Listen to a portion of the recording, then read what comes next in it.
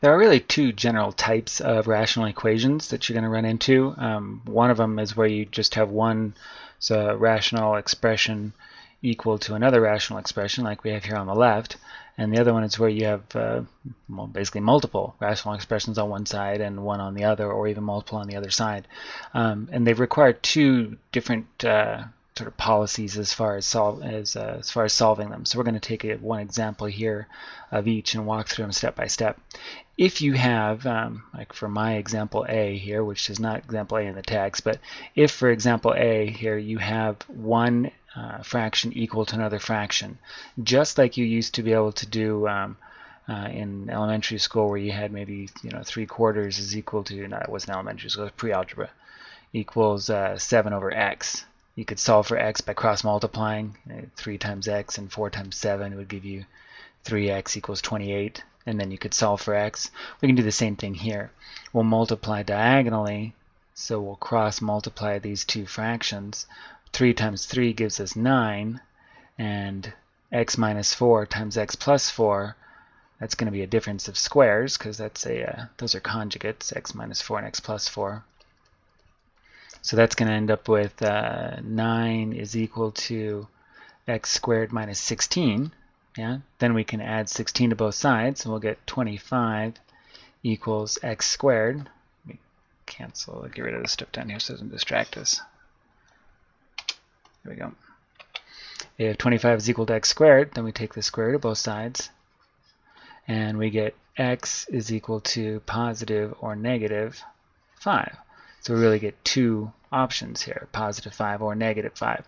Now we're going to want to check both of these, make sure they both work, and neither one makes our denominator 0. That's really the big kicker here. So we'll just take a look at x, where we have x in the denominator of our original expression.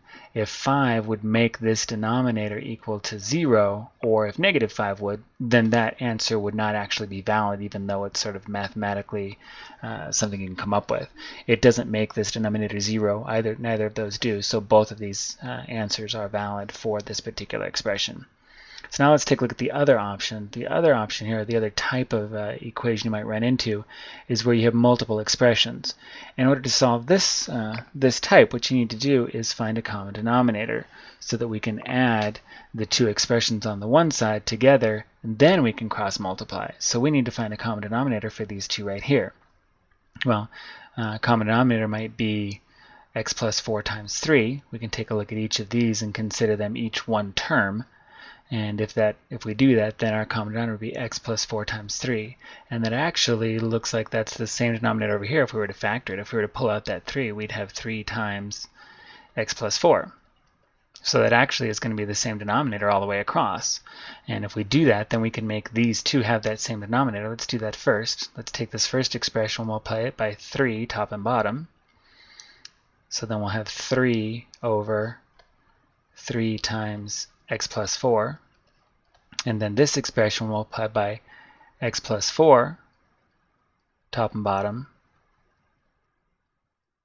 That'll give us plus 2x plus 8, just going ahead and distributing there, right, over 3 times x plus 4, and that's equal to 7 over 3 times x plus 4. So just going ahead and writing this one here in its factored form down below.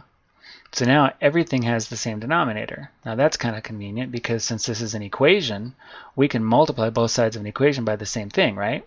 Well, if I multiply this side of the equation by 3 times x plus 4, then that's going to cancel. And if I multiply this side of the equation by the same thing, then these are going to cancel.